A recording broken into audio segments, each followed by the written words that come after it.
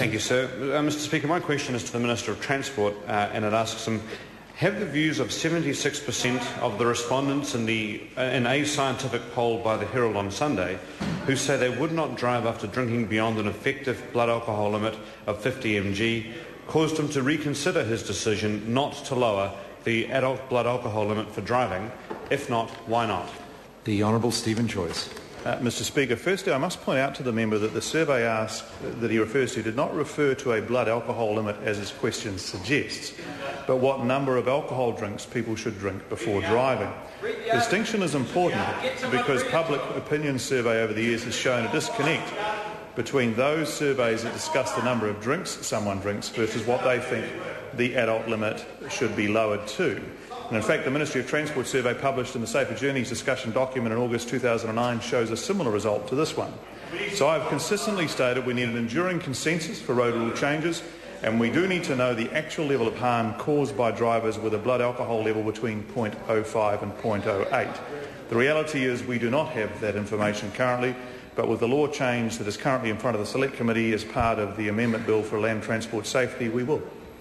The Honourable Darren Hughes. Speaker, can't he see that he's misjudged this issue when not a single submitter at the Select Committee he's referred to has appeared to speak in favour of the current 0.08 limit, that over 30,000 people have signed up to the 2 Drinks Max campaign since Sunday, that a majority of MPs in this House would vote to lower the limit if there was a free vote? And given how many good decisions this Minister has made on road safety, why is he being so stubborn on this one? The Honourable Stephen Joyce. Mr Speaker, I'm reasonably new to this place, but I have to say the Select Committee process often brings out the people that are most interested in some form of change, and obviously that's the situation that's occurred in this place. The reality is that this has been an emotional issue in this country for many, many years, and the previous government knows that because they made no attempt to change the law during their 9 years in government, and suddenly it's a very urgent matter for them to address today. I think in order to form an enduring consensus around what would be a significant change in traffic law, we should be prepared to change the law so we can collect the actual data before proceeding with such a change. The Honourable Darren Hughes. Won't he take advantage of the political consensus that he's been offered and the overwhelming public support that is now absolutely clearly there, so that he can tell the submitters who come to the Select Committee and who have sadly lost family members and friends that he's doing everything with the full support of Parliament that's in his power to make our roads comprehensively safer? It's about tomorrow, Nick, not yesterday. The Honourable Stephen Joyce.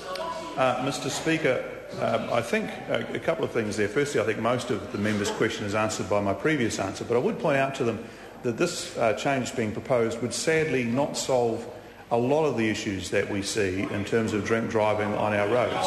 Unfortunately, very many of the issues that we see on our roads are from repeat drink drivers who are already over the existing legal limit, and that's why the government's made the changes that it has put in front of the Select Committee in terms of a nil limit for repeat drink drivers, in terms of doubling the penalties in prison for those subject to the worst offences that cause death, in terms of the nil limit for young drivers, and in terms of the alcohol interlocks. All these measures will also help, in fact, I suspect, more aggressively in reducing the carnage from alcohol on our roads.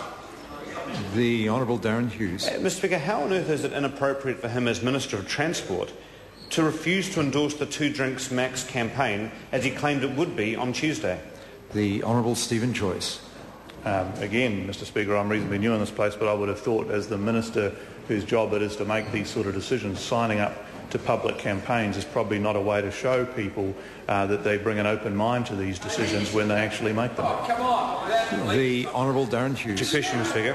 When he said that the television poll which showed that 2/3 of people were in support of lowering the alcohol limit was not enough, and that he'd need to see it at 75%, does that mean that he'll now set a new higher target, seeing his earlier one has now been met by a scientific newspaper poll? And do we really need to get to North Korean levels of support before he'll finally admit that he's got this issue wrong?